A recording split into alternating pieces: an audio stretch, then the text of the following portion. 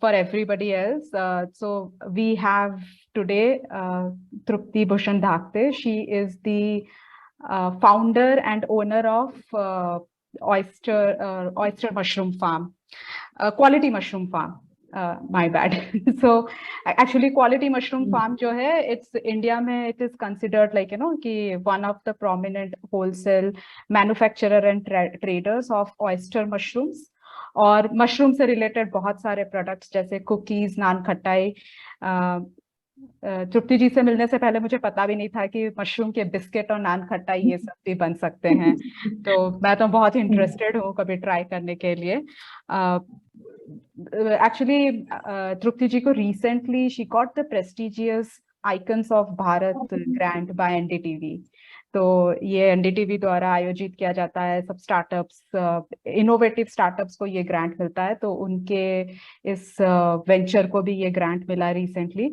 वो by profession like quality mushroom farm के एक मशरूम ग्रोअर के साथ साथ एक बिजनेस वुमन के साथ साथ she is also a teacher. तो हमारे लिए बहुत ही लाइक सौभाग्य की बात है, वो अपने इतने बिजी शेड्यूल से उन्होंने टाइम निकाल के हमसे बात करने के लिए आज women in agriculture India join किया है। So thank you so much Tripti ji, और आपका बहुत बहुत स्वागत है।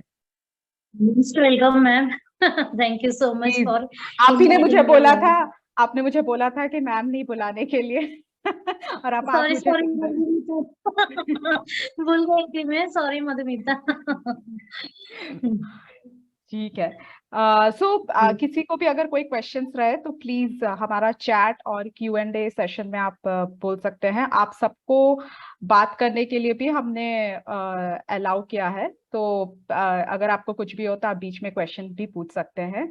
तो बट आई थिंक हमारे भी कुछ क्वेश्चंस है जो हम जानना चाहेंगे। तो मेरा पहला सवाल आपके लिए तृप्ति जी की, मतलब आपने ये कैसे शुरू किया, ये कहाँ से, इस पूरी जर्नी के बारे में बताएं, कहाँ से ये आइडिया आया और कैसे ये आपने स्टार्ट ही किया? यस, शादी होने के बाद मैं औरंगाबाद आई थी, तो 2 साल मैंने लैब में वर्क किया और वहाँ पे मैंने मशरूम कल्टीवेशन का वर्क किया और प्लांट टिश्यू कल्चर और बायो फर्टिलाइजर का। और उधर में मशरूम के जो कुछ एग्रीकल्चर वेस्ट है, जैसे गेहूं का भूसा है, पराली है, तो उस पे अलग अलग इस पे मैंने ग्रो करके देखा मशरूम। बाद में मुझे ऐसा लगा कि ये एग्रीकल्चर वेस्ट पे हम ग्रो कर सकते हैं और इसके हेल्थ बेनिफिट्स भी बहुत ज्यादा है। जैसे मशरूम जो है ये हाईली न्यूट्रिशियस है।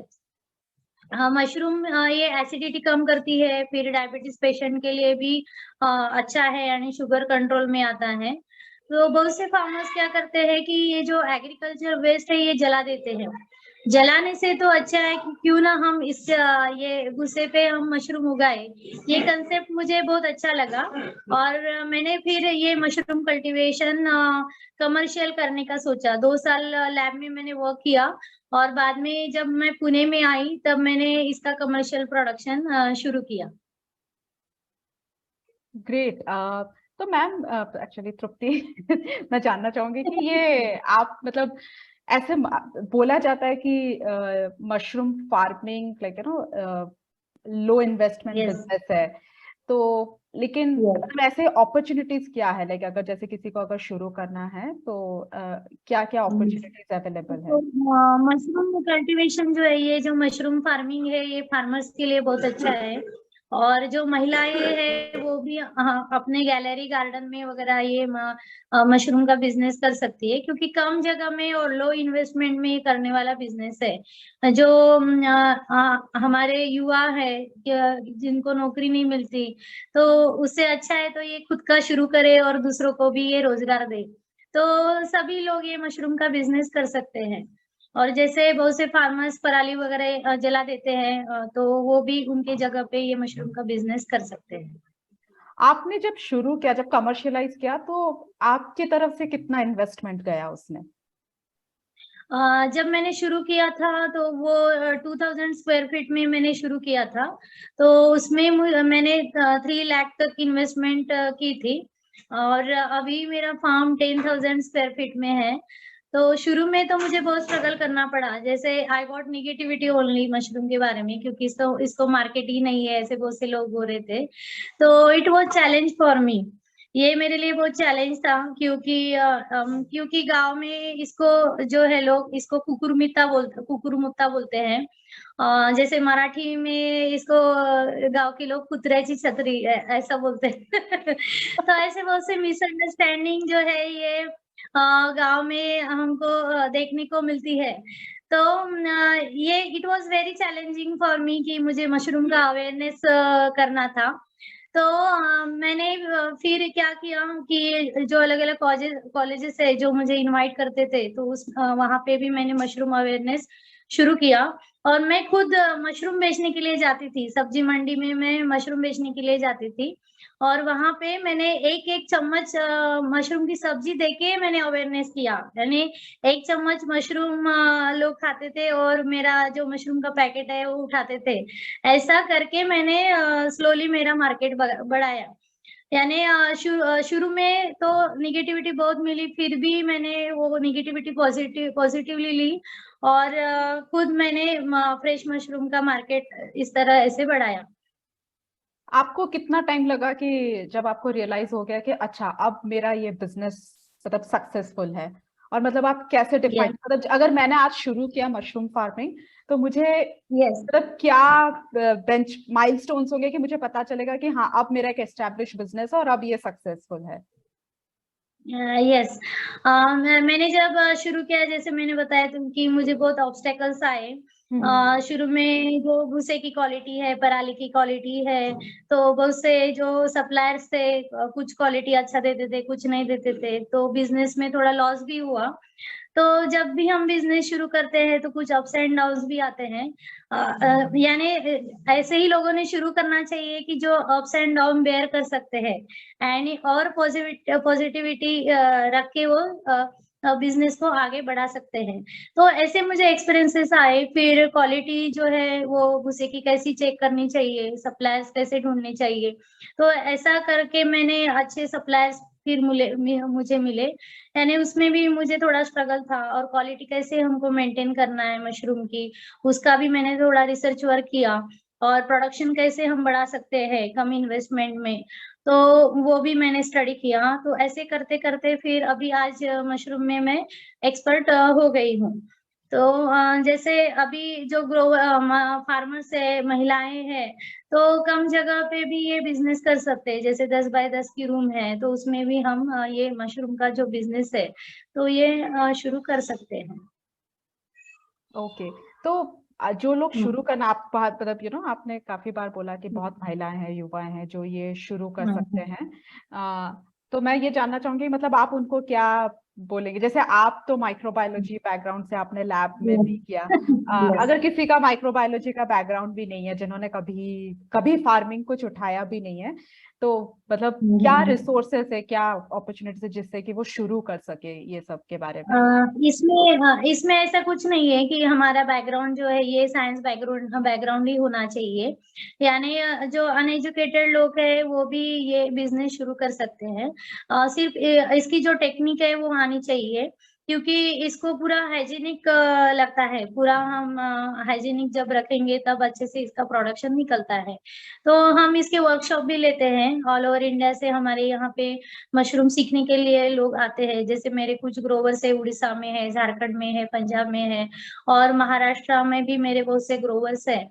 तो मैं पूरा टेक्निकल नॉलेज उनको देती देती हूँ, और प्रैक्टिकली मैं उसको उनको पूरा बताती हूँ कि कैसे कमर्शियल हम प्रोडक्शन कर सकते हैं। तो जिनको ये बिज़नेस शुरू करना है तो वो वर्कशॉप के लिए भी आते हैं। क्योंकि यूट्यूब पे तो यानी half knowledge is dangerous thing. YouTube पे बहुत से ऐसे लोग बताते हैं कि कैसे प्रोडक्शन करें।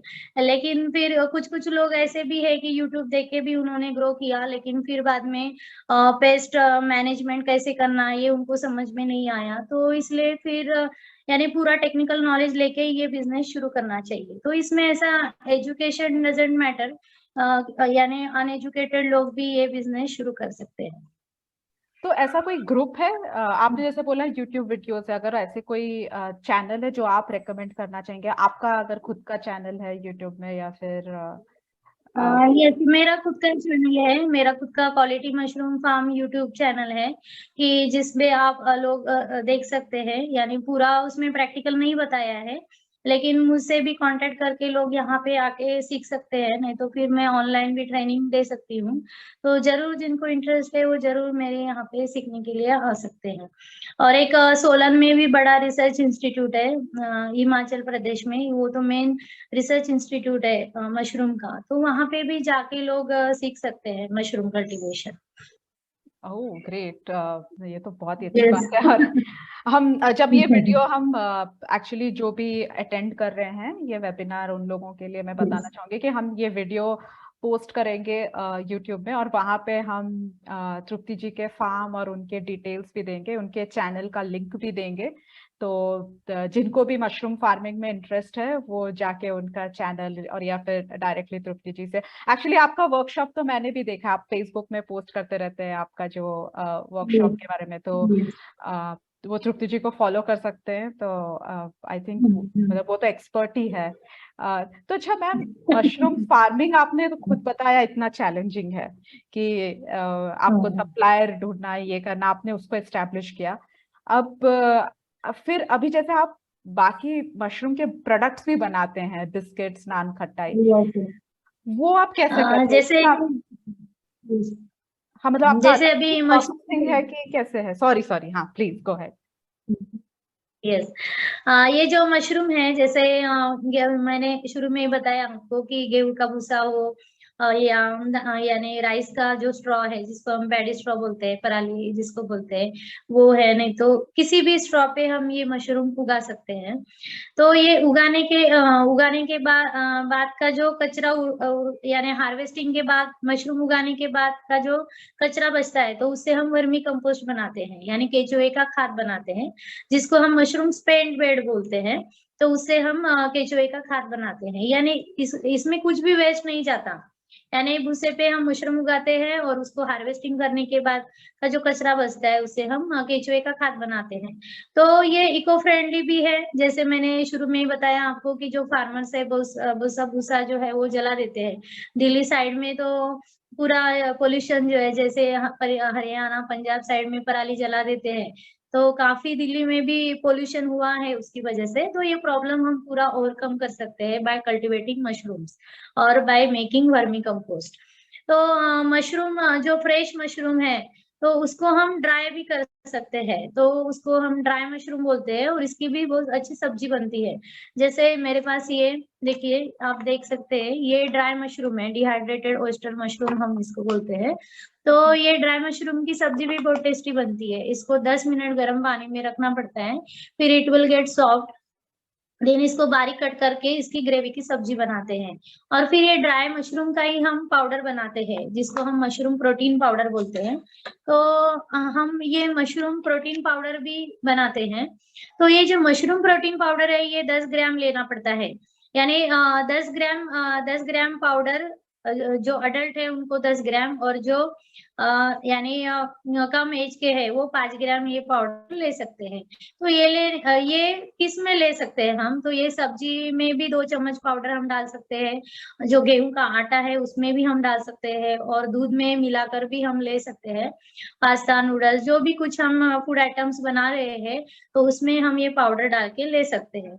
अगर हमने रात को 2 चम्मच पाउडर दूध में डालकर लिया, तो उससे ज्यादा अच्छा हमको बेनिफिट मिलता है। तो ये जो मशरूम प्रोटीन पाउडर है, तो ये क्यों लेना चाहिए, तो इससे डायबिटीज जो पेशेंट है, तो उसमें शुगर कंट्रोल में आती है, और एसिडिटी इससे कम होती है, और जो बैक प्रॉब्लम है, जिनके हाथ पैर भी दुखते हैं, तो तकलीफ होती है, तो ये मशरूम प्रोटीन पाउडर से कम होता है। तो इस पे काफी सारा रिसर्च वर्क हुआ है, लेकिन कस्टमर से हमको इतने अच्छे फीडबैक मिले हैं, किसी का पेट दर्द कम हुआ है, किसी की एसिडिटी कम हुई है, किसी का शुगर कंट्रोल में आया है। तो ये इतने सारे अच्छे से अच्छे इसके बेनिफिट मिल रहे हैं, और इम्यूनिटी पावर भी ये बढ़ाता है। इसलिए हम इसको सुपर फूड भी बोल सकते हैं और इसको हम एक प्रकार की संजीवनी भी बोलते हैं। लेकिन कुछ कुछ लोगों में अभी भी अवेयरनेस नहीं है इसका। ये जो मशरूम है, कुछ लोग इसको नॉनवेज समझते हैं, तो ये नॉनवेज नहीं है, ये वेज कैटेगरी में आता है। तो मैं जब भी मैं वेबिनार वगैरह लेती हूँ तो लोगों को बताती हूँ कि ये नॉनवेज नहीं है, ये वेज प्योर ये वेज है। और मशरूम में भी अलग अलग प्रकार होते हैं, कुछ एडिबल होते हैं, कुछ नॉन एडिबल होते हैं, कुछ कुछ मशरूम्स पॉइजनस भी होते हैं। तो ये जो हम उगाते हैं ये पूरे एडिबल मशरूम्स है। तो काफी अच्छा हमको रिस्पांस मिल रहा है। और हम मशरूम कुकीज भी बनाते हैं। जो मशरूम कुकीज है ये जैगरी से उसमें जैगरी है, मशरूम प्रोटीन पाउडर है और उसमें गेहूं का आटा है, घी है। तो ऐसे इंग्रेडिएंट्स यूज करके हमने अच्छा मशरूम कुकीज भी बनाए हैं और मशरूम पापड़ भी हम बनाते हैं। तो जो कुछ लोग इनका बिजनेस करना चाहते हैं तो वो जरूर कीजिए, क्योंकि ये कम इन्वेस्टमेंट में करने वाला ये मशरूम का बिजनेस है।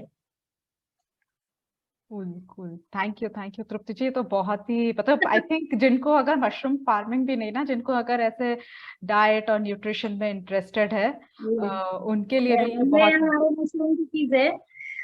तो ऐसे 8 प्रकार के हमारे पास मशरूम कुकीज है, यानी ओट्स फ्लेवर में है, बाद में नाचनी फ्लेवर में है और अलग अलग फ्लेवर में मशरूम से चॉकलेट कुकीज भी हमारे पास है। तो ऐसे अलग अलग फ्लेवर्स में मल्टीग्रेन भी कुकीज है। तो ऐसे अलग अलग फ्लेवर्स में भी हमारे पास मशरूम कुकीज है। अगर छोटे बच्चे भी खाए तो बार बार खाने की मांग करते हैं, ऐसे हमारे ये मशरूम कुकीज है। और ये जो मशरूम कुकीज है ये हमारा यूनिक प्रोडक्ट है ऑल ओवर इंडिया में। अच्छा, ये ऑल ओवर इंडिया कोई भी ऑर्डर कर सकते हैं क्या आपके यहाँ से? आप सप्लाई कहीं भी करते हैं कि फिलहाल तो अभी अमेजोन पे तो नहीं है फिलहाल। अच्छा फिलहाल तो अभी व्हाट्सएप मैसेज करके ही वो हम कुरियर उनको करते हैं। अच्छा अच्छा। एक्चुअली क्योंकि हमें ना बहुत सारे क्वेश्चंस अभी फेसबुक में आ रहे हैं, तो एक क्वेश्चन जो यही है कि मतलब आप क्या मतलब बहुत ही रिमोट एरिया में भी अगर कोई रहता है तो आप उन लोगों को भी सप्लाई कर सकते हैं क्या? ये जो पूछ रहे हैं ये है। वाह, आपने सोलान बोला और ये सोलान से ही है, मतलब हिमाचल से कि आप वहां भी सप्लाई करते हैं क्या? अच्छा, यस, हम सोलन में भी सप्लाई कर सकते हैं। अभी 8 दिन पहले मैं सोलन जा चुकी हूँ, वहां पे मशरूम एग्जीबिशन था, तो उधर भी मैं जा चुकी हूँ। तो सोलन के भी लोग मुझे पहचानते हैं। तो सोलन में भी मैं मशरूम आपको भेज सकती हूँ। ओके। उधर ज्यादा बटन मशरूम कल्टीवेट करते हैं शायद सोलन में। बढ़िया है। अच्छा, और कुछ क्वेश्चन। यस। अच्छा ठीक है, आप आई थिंक आपके मशरूम फार्मिंग के कांटेक्ट डिटेल्स तो वो मैं बता दूंगी कि हम अभी पोस्ट कर देंगे उसे। आज आप एक बार ये वेबिनार खत्म हो तो हम मैम के मतलब फार्म का डिटेल्स और कांटेक्ट इंफॉर्मेशन प्लस उनके यूट्यूब चैनल सारे डिटेल्स हम पोस्ट कर देंगे। अच्छा, अभी यहाँ पे जो पैनलिस्ट हैं या फिर अटेंडीज है उनका अगर कोई सवाल है तो प्लीज आप चैट में पूछ सकते हैं, या तो फिर आप सबको परमिशन भी है अनम्यूट करके पूछने का। नहीं तो मैम कुछ ऑनलाइन हमारे लिए क्वेश्चंस आए हैं। तो अच्छा, ये क्वेश्चन है स्नेहलता जी का। ये इन्होंने मैं ये नहीं जान पा रही कहाँ से है, लेकिन स्नेहलता जी ये पूछना चाह रही हैं कि मतलब किस तरह का इंफ्रास्ट्रक्चर चाहिए मशरूम फार्मिंग शुरू करने के लिए? मशरूम फार्मिंग के लिए इतना ऐसा स्पेशल ऐसा कुछ इंफ्रास्ट्रक्चर नहीं चाहिए। हट में भी हम ये मशरूम ग्रो कर सकते हैं, जैसे पोल्ट्री फार्म वगैरह रहता है तो उसमें भी हम ये मशरूम ग्रो कर सकते हैं। तो इसको एक जो कमरा है वो पूरा अंधेरा चाहिए उसमें, और दूसरा जो है उसको ग्रोविंग रूम जिसको बोलते हैं, तो उसमें क्रॉस वेंटिलेटेड रूम चाहिए। तो ऐसे अलग अलग उसमें कंपार्टमेंट बनाने पड़ते हैं, तो फिर उसके हिसाब से हम मशरूम ग्रो कर सकते हैं। और जो वॉयस्टर मशरूम है इसको टेम्परेचर 22 to 27 डिग्री तक टेम्परेचर लगता है। तो ये पूरा हम साल फाइबर ये जो मशरूम है ये हम कल्टीवेट कर सकते हैं। और एक दूसरी मशरूम है मिल्की मशरूम, तो ये समर मशरूम है, इसको 35 डिग्री टेम्परेचर लगता है। तो ये भी जिधर ज्यादा टेम्परेचर है उधर फिर मिल्की मशरूम भी हम ले सकते हैं। मिल्की यानी दूधी मशरूम, ये इंडियन मशरूम है, मिल्की मशरूम। ओके। तो मैम आप जैसे बोले ना 22 to 27 और 35, तो यस ये यस। आप क्या टेम्परेचर रेगुलेटेड रहता है वो रूम में, कंट्रोल करते हैं क्या? यस, हम ये सेंसर बिठा के भी इसको रेगुलेट कर सकते हैं। नहीं तो पूरा हमने गनी बैग ऐसे लगाया है, तो उसमें पूरा पानी वगैरह डाल के भी हम टेम्परेचर मेंटेन कर सकते हैं। अच्छा, क्योंकि आपने ये बहुत ही सही चीज बोला, क्योंकि हमारा नेक्स्ट क्वेश्चन यही है कि जहाँ पे रिमोट एरियाज में जहाँ पे कि पावर कट बहुत होता है, तो यस, वहाँ क्या फिजिबिलिटी है इस चीज का, मतलब? उधर फिर हम पानी स्प्रेयर से पानी डाल के भी हम टेम्परेचर कंट्रोल कर सकते हैं। अच्छा। Ma'am yes. और एक सवाल ये है कि ये पूछ रहे हैं केशव सिंह, तो इनका ये सवाल है कि अ,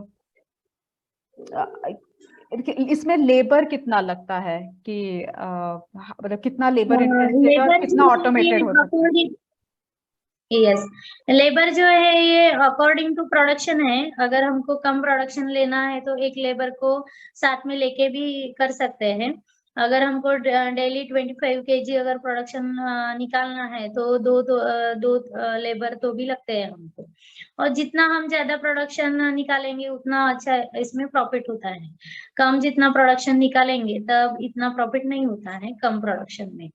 तो इसलिए फिर ज्यादा ही प्रोडक्शन निकाल के आप शुरू यानी ज्यादा प्रोडक्शन कैपेसिटी वाला ही आप प्लांट बनाइए। क्योंकि इसका मार्केट बहुत है। अभी 4 साल पहले जब मैंने शुरू किया था तो मशरूम को इतना मार्केट नहीं था। लेकिन जैसे जैसे मैंने अवेयरनेस किया तो अभी बल्कि भी ऑर्डर बहुत हमको आते हैं। जैसे मुंबई है, बैंगलोर है, हैदराबाद है, इधर ज्यादा मार्केट है मशरूम का। तो बल्क का ही हम यानी डिलीवरी करते हैं मशरूम का। Okay okay, thank you ma'am. अच्छा, शुरू में तो शुरू में तो सब्जी वाले भी हमसे मशरूम नहीं लेते थे। फिर सब्जी मंडी जाके जब मैंने मशरूम बेचा, एक एक यानी सब्जी बना के मैं लेके जाती थी, एक एक चम्मच मैंने मशरूम की सब्जी लोगों को खिलाई, तब जाके प्रमोशन हुआ और आज सब्जी वाले भी हमारे यहाँ से मशरूम लेके जाते हैं। मैम आपका तो जैसे ऐसे 10,000 स्क्वायर फीट का फार्म है, तो आपका भी मंथली हाँ, कितना प्रोडक्शन होता होगा, मतलब on an average? Yes, monthly हमारा 3 टन ऐसा प्रोडक्शन होता है फ्रेश मशरूम का। My God. बहुत ही सही। अच्छा, कुछ सवाल हमें चैट में पूछे गए। पहला सवाल है अंकिता जी का, उनका पूछना है कि what is the best time to grow mushroom, और इसके कल्टीवेशन में क्या क्या प्रॉब्लम फेस कर सकते हैं। तो चलिए पहले सवाल का आंसर देते हैं, best time to grow mushroom. हाँ, best best time, to grow mushroom, हाँ। बेस्ट टाइम यानी जैसे अलग अलग मशरूम जो है वो अलग अलग टेम्परेचर में हम ग्रो कर सकते हैं। तो जैसे मैंने बताया कि ओस्टर मशरूम जो है ये 22 to 27 डिग्री में हम ग्रो करते हैं। वैसे ही जैसे मिल्की मैंने बताया कि इसको 35 डिग्री टेम्परेचर लगता है।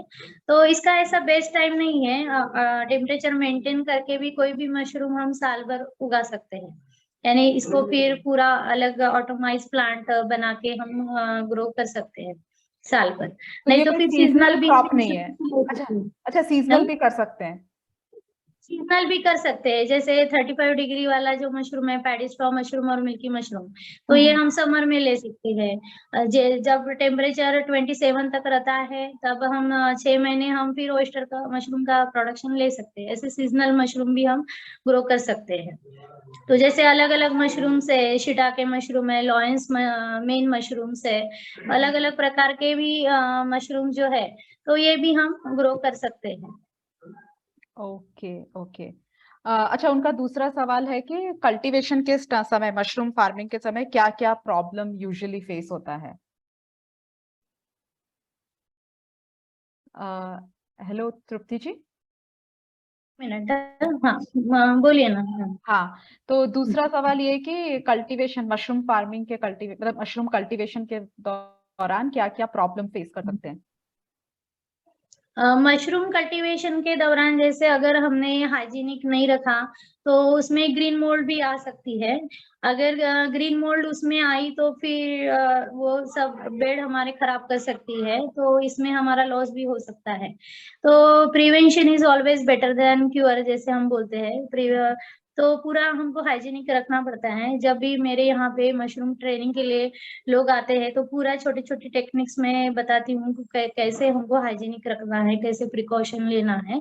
वैसे अगर हमने टेक्निकली किया तो एक भी हमारा बेड खराब नहीं होता, ऐसा हमारा रिकॉर्ड है। तो अच्छे से अगर किया हमने टेक्निकली तो अच्छे से हम प्रोडक्शन भी इसका निकाल सकते हैं।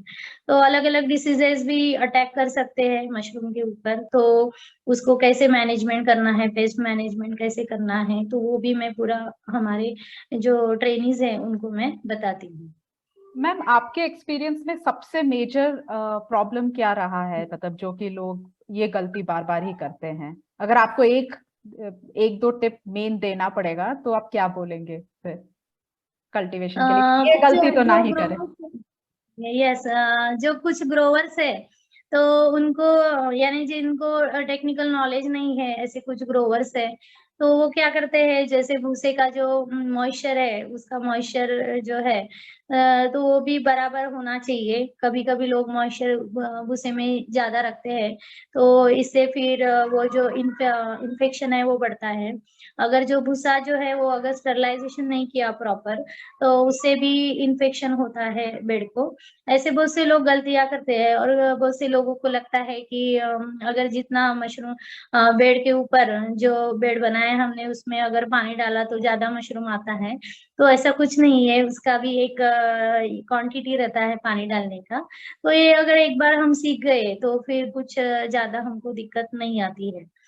तो कुछ-कुछ गलतियाँ लोग करते हैं, जैसे इंक्यूबेशन रूम में बेड रखते हैं तो उधर भी वाटर स्प्रे करते हैं। तो ये कुछ-कुछ ऐसे गलतियाँ हैं कि जिनको यानी पूरा नॉलेज ना होने के वजह से, यानी यूट्यूब पे पूरा आधा नॉलेज से वो लोग सीखते हैं और फिर ऐसी गलतियाँ करते हैं। तो इससे इसलिए मैं लोगों को बताना चाहूँगी, जहाँ पे भी आप ट्रेनिंग ले रहे हैं, तो अच्छे ही इंस्टीट्यूट में आप ट्रेनिंग लीजिए और प्रॉपर उसका नॉलेज लीजिए और तभी आप मशरूम फार्मिंग शुरू कीजिए, नहीं तो लॉस आपको हो सकता है। बहुत ही बढ़िया। ये तो आपने एक्चुअली मोस्टली हर फार्मिंग में हमने देखा है कि पानी का ज्यादा इस्तेमाल सबसे प्रॉब्लम, यस, ज्यादा मतलब यस, उससे सारी बीमारियां भी निकलती है। यस, अ, यस, अच्छा, रूमा का बहुत ही इंटरेस्टिंग सवाल है, रूमा जी का, कि क्या ये मशरूम आप पिज्जा टॉपिंग में यूज कर सकते हैं क्या? रूमा, आप यस, कोई यस। स्पेसिफिक मशरूम के बारे में पूछ रहे हैं क्या, ऑयस्टर मशरूम? हाँ मैम, यूजुअली क्योंकि पिज्जा टॉपिंग्स में मशरूम टॉपिंग्स रहता है तो वो बहुत छोटा छोटा रहता है पिज्जा। अभी ये ऑयस्टर का जो है वो बड़ा पिज्जा है, तो वो कर सकते हैं क्या यस, पिज्जा पिज्जा टॉपिंग? में भी हम डाल सकते हैं, यानी छोटे छोटे पीसेस करके हम ऑयस्टर मशरूम भी पिज्जा में ले भी सकते हम यूज कर सकते हैं। जैसे अभी बटन मशरूम लोग यूज करते हैं। जैसे जब मैंने ये मशरूम फार्म शुरू करने से पहले ही मैंने पूरा ऑल ओवर इंडिया का सर्वे किया था। तो जो लोग बटन मशरूम कल्टीवेट करते हैं, बहुत से लोग यूरिया उसमें डालते हैं। तो ये मुझे नहीं करना था, यूरिया डाल के मुझे मशरूम कल्टीवेट नहीं करना था। तो मैंने पूरा जो मेरा मशरूम है ये मैं पूरा नेचुरल तरीके से मैं इसका कल्टीवेशन करती हूँ। अगर आप यूट्यूब पे भी वीडियो देखेंगे तो ज़्यादा से ज़्यादा हमको केमिकल ट्रीटमेंट का ही दिखता है। तो ये पूरा प्रोसीजर मैंने स्किप किया और पूरा नेचुरल फार्मिंग हम कैसे करें, इसके ऊपर मैंने स्टडी करके पूरा मैं अभी नेचुरली पूरा मैं मशरूम ग्रो करती हूँ। इसलिए क्या हो रहा है कि लोगों को इसका ज़्यादा हेल्थ बेनिफिट मिल रहा है और क्वालिटी भी मैंने अच्छे से मेंटेन की है और मेरे फार्म का ही नाम क्वालिटी मशरूम फार्म है। और अभी ऑयस्टर मशरूम का भी काफ़ी सारा अवेयरनेस हुआ है, तो होटल में भी ये मशरूम यूज़ करते हैं लोग और बल्क का ऑर्डर मुझे अभी ज़्यादा है। और पूरे ऑल ओवर पुणे में इसका मशरूम का होम डिलीवरी भी होता है। जैसे मैंने बताया कि मैं मशरूम कुकीज़ बनाती हूँ और मशरूम पापड़, वैसे ही मैं मशरूम गार्लिक ब्रेड बनाती हूँ, मशरूम जो मशरूम मार्बल केक है, मशरूम कप केक है, ये रेडी टू ईट वाले भी प्रोडक्ट्स मैं बनाती हूँ। तो काफ़ी सारा रिस्पॉन्स लोगों से मिल रहा है। और मैं वर्मी कंपोस्ट भी बनाती हूँ। लोग फूलों के यानी फोटोज भेज रहे हैं और बड़े आर्टिकल जैसे बड़े बड़े रिव्यूज लिख रहे हैं लोग। इतना अच्छा वर्मी कंपोस्ट का भी मुझे अच्छा फीडबैक मिल रहा है लोगों से, तो अच्छा लगता है कि कस्टमर जब सेटिस्फेक्शन होता है यानी क्लाइंट जब हैप्पी रहते हैं तो मैं भी हैप्पी रहती हूँ। मैम आपने एक बहुत अच्छी चीज बोली, मुझे नहीं पता था कि बटन मशरूम में ऐसा यूरिया यूज होता है, बट Yes. क्योंकि आपने ये छेड़ा है तो मतलब मशरूम में कितना खाद या केमिकल नॉर्मली ऑन, जैसे आपका तो शायद नेचुरल फार्मिंग है, तो आपके केस में आप कितना खाद और पेस्टिसाइड यूज करते हैं, और नॉर्मली जो आपने सर्वे नहीं, किया तो कितना? कुछ भी केमिकल में यूज करती हूँ, इसलिए ये मेरी स्पेशलिटी है मशरूम की। पूरा नेचुरल तरीके से मैं करती हूँ। तो जैसे क्योंकि मैंने डिजीज वगैरह भी, डिजीज अगर ऐसा आप कह रहे थे ग्रीन मोल्ड होता है, तो उसके लिए भी कोई ऐसे पेस्टिसाइड की जरूरत नहीं पड़ती है? नहीं नहीं, उसके लिए भी मैं कुछ भी पेस्टिसाइड यूज नहीं करती हूँ। जैसे मैंने बताया कि प्रिवेंशन इज बेटर, तो वो प्रिवेंशन जो है तो पूरा मैं करते वक्त ही पूरा मैं टेक्निकली पूरा हाइजीनिकली करती हूँ, तो उससे कुछ भी फिर इन्फेक्शन नहीं होता है। और जो ग्रोविंग रूम में जो टाइम पे हमको बेड डिस्कार्ड करने होते हैं वो हम टाइम पे डिस्कार्ड करते हैं। इस और क्लीनिंग जो है 6-6 महीने में पूरा क्लीनिंग भी इम्पोर्टेंट होता है फार्म में, वो भी हम उस टाइम पीरियड में करते हैं, तो इसलिए फिर ऐसा कुछ प्रॉब्लम हमारे फार्म पे नहीं आता है। ओके। और जैसे जो नेचुरल अगर नहीं करते होंगे ग्रो, तो कितना उनका मतलब केमिकल या खाद में आपको कोई अंदाजा हो कितना अगर खर्चा? हम ज्यादा वो इंसेक्ट स्टिकी पैड भी हम यूज करते हैं, तो ओके उससे आजू बाजू के अच्छा, जो इंसेक्ट है वो चिपक जाते हैं, तो उससे भी काफी इन्फेक्शन जो है बेड का वो कम हो जाता है। Okay okay. और कितना, आपके जैसे 10,000 स्क्वायर फीट का फार्म है, तो पानी कितना यूज होता होगा उसमें? पानी रोज का पानी का ऐसा ये क्वांटिटी नहीं है, यानी पानी बहुत कम लगता है मशरूम को। तो जैसे अभी बारिश होंगी तो तब पानी मारने की जरूरत नहीं रहती है मशरूम के ऊपर, तो इतना इसको पानी भी नहीं लगता है मशरूम को, यानी कम पानी में भी मशरूम फार्मिंग हम कर सकते हैं, ऐसा है। अच्छा, ये क्वेश्चन और एक है रचित। ह्यूमिडिटी और टेम्परेचर का ही पूरा खेल है मशरूम का, क्योंकि इसको ह्यूमिडिटी 80% लगती है ह्यूमिडिटी, और टेम्परेचर 25 तक लगता है, 22 to 25 तक, 27 तक भी जाता है। तो क्योंकि बारिश में कैसा है ह्यूमिडिटी यानी उतनी ही रहती है 80-90%, इसलिए फिर बारिश में हम पानी नहीं डालते मशरूम के ऊपर, तो कम पानी में हम ये मशरूम की खेती कर सकते हैं। Okay okay. अच्छा मैम, ये एक और क्वेश्चन है रचिता जी से, तो वो पूछ रही हैं कि मतलब आप ऑयस्टर मशरूम, मिल्की मशरूम आपने मेंशन किया, ऐसे इंडिया में और कितने तरह के मशरूम इजीली मिल जाते हैं? एक्चुअली ये बहुत ही अच्छा सवाल है, मेरा भी यही पूछना था। बहुत हमको बटन मशरूम बहुत आसानी से मिल जाता है, लेकिन बाकी मशरूम्स का जैसे ऑयस्टर मशरूम, तो मैं मतलब जब आपसे मिली तब मुझे पता चला ऐसा ऑयस्टर मशरूम के बारे में। तो ऐसे मतलब कितने तरह के मशरूम जो है इंडिया में अभी मेरे मिल सकते हैं? यस, तो जैसे वर्ल्ड का अगर हमने देखा तो 2,500 से ज्यादा मशरूम की स्पेसीज है, और पूरे ऑल ओवर इंडिया का अगर हमने सर्वे किया तो 200 स्पेसीज इंडिया में इंट्रोड्यूस हो गई हैं, और उसमें से ज्यादा 15 वेराइटीज जो है ये इसका एडिबल मशरूम का लोग प्रोडक्शन लेते हैं। जैसे उसमें शिटाके मशरूम आता है, लॉयंस मेन मशरूम आता है, और फिर ये पोर्टेबेलो मशरूम आता है, बटन मशरूम आता है, मिल्की मशरूम आता है, और ऑयस्टर मशरूम भी आता है। तो ये सब मशरूम लोग ग्रो कर रहे हैं। शिमेजी मशरूम है, और एक कॉर्डिसेप नाम की मशरूम है, कीड़ा जड़ी जिसको बोलते हैं, तो उसका भी प्रोडक्शन लोग अभी ले रहे हैं। ओके अच्छा, और एक उन्हीं का ही सवाल है कि मैक्सिमम जो आप जो मशरूम सप्लाई करते हैं उसमें से फ्रेश कितना, मोस्टली आप as a fresh mushroom supply करते हैं कि dry mushroom?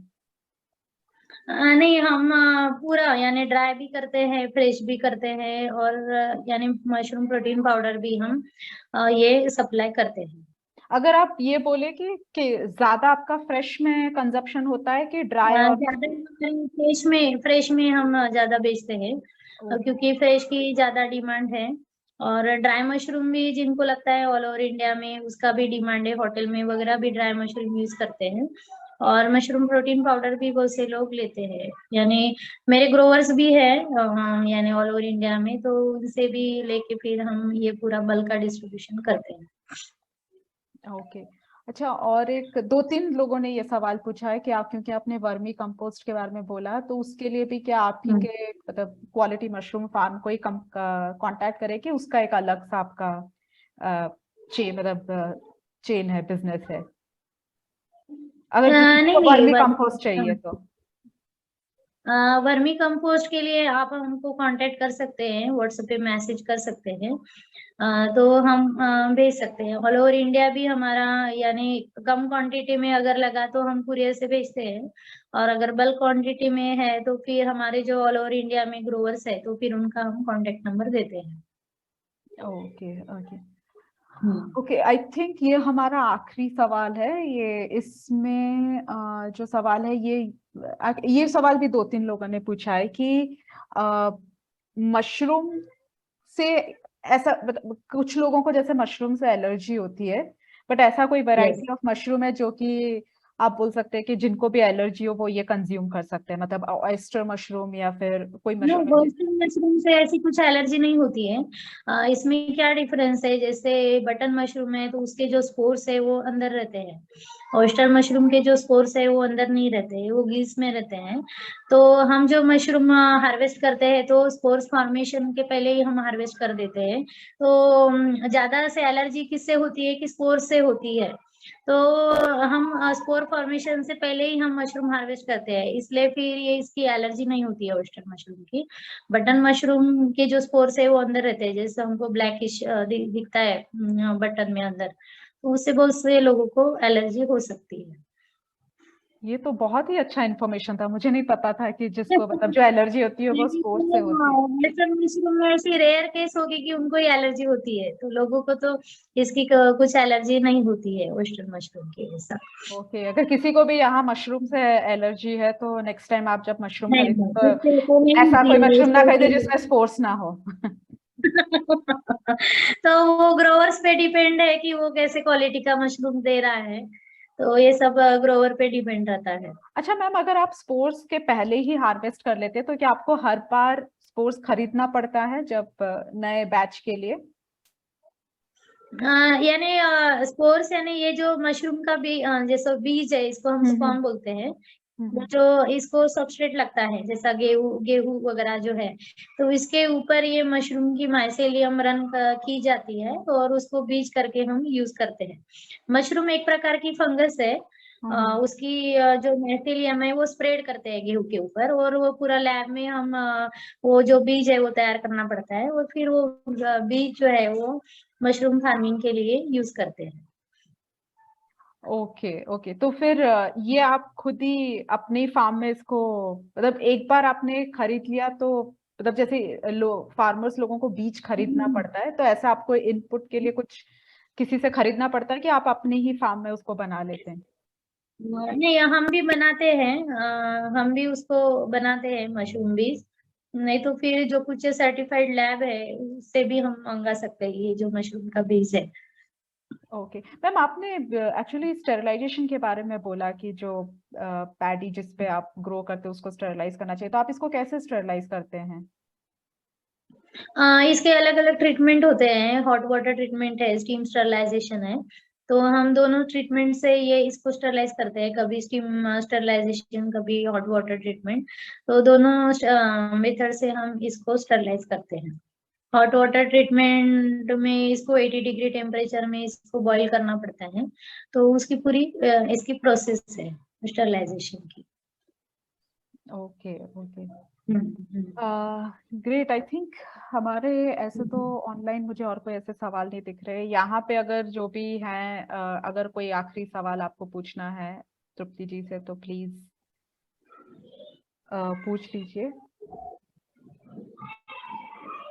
Okay, I think मुझे मैम और तो कोई सवाल दिख नहीं रहा है, तो मैम आपका कोई आखिरी मैसेज हम सब के लिए, जो भी ये अटेंड कर रहे हो, क्या ये जो भी बात हुई है एंटरप्रेन्योर हूँ।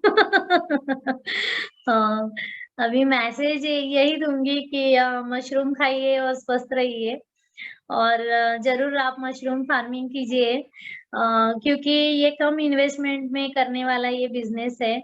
बहुत से लेडीज रहती है, उनको समझ में नहीं आता कि कौन सा बिजनेस हम शुरू करें। तो यानी बच्चों को संभालते संभालते भी हम ये बिजनेस कर सकते हैं मशरूम का। और फार्मर्स है हमारे, युवा लोग हैं कि जो जॉब के लिए इधर उधर ये हो रहे हैं, जॉब ढूंढ रहे हैं। तो instead of searching job we can do our own business, और हम लोगों को एम्प्लॉयमेंट दे सकते हैं। ये बहुत बड़ी बात है हमारे लिए कि जॉब में क्या होता है, सिर्फ हमको सैलरी मिलती है, लेकिन हम दूसरों को भी रोजगार देंगे तो दूसरों को सैलरी देने का जो सेटिस्फेक्शन रहता है वो ज्यादा रहता है। तो जरूर आप खुद का बिजनेस शुरू कीजिए, मशरूम फार्मिंग शुरू कीजिए, क्योंकि मशरूम जैसे मैंने बताया कि ये बहुत हाईली न्यूट्रिशियस है। तो हम मशरूम उगा के एक यानी लोगों के लिए हम अच्छा काम कर रहे हैं, ऐसा भी हम बोल सकते हैं, क्योंकि ये जो फूड है मशरूम का, तो इससे काफी सारे लोगों का जो हेल्थ इशू है ये भी हम सॉर्ट आउट कर सकते हैं। जैसे कुपोषित बालक रहते हैं, माल न्यूट्रिशन जो है वो भी हम ओवरकम कर सकते हैं, क्योंकि बहुत से प्रोटीन डिफिशियंसी से क्या होता है, बहुत से डिसीजेस होते हैं। तो ये मशरूम प्रोटीन पाउडर प्रोवाइड करके तो वो जो डिसीजेस है ये भी हम ओवरकम कर सकते हैं। तो ये बहुत अच्छा बिजनेस है, आप जरूर शुरू कीजिए और मशरूम खाइए और स्वस्थ रहिए। Thank you so much. Thank you so much Tripti ji, बहुत ही बढ़िया ये और बहुत इंफॉर्मेटिव सेशन रहा। आई थिंक यहाँ पे एक्चुअली अंकिता जी ने भी यही बोला है कि जो आपने एलर्जी के बारे में बताया वो तो बहुत ही ज्यादा है, मतलब क्योंकि मशरूम अगर कोई फार्मिंग भी ना करते हो, कंजम्पशन तो काफी होता है आजकल, और आजकल लोग हेल्थ के बारे में भी बहुत सोचते हैं।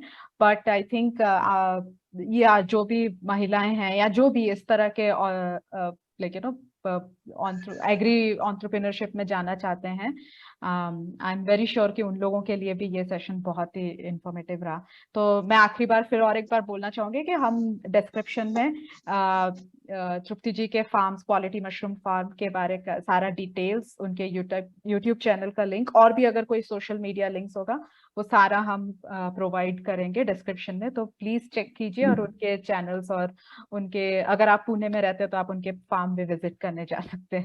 Happy to share you Madhumita, मैं भी एक फार्मर्स की लड़की हूँ। कभी मैंने लाइफ में सोचा नहीं था कि आगे जाके मैं भी फार्मर बनूंगी।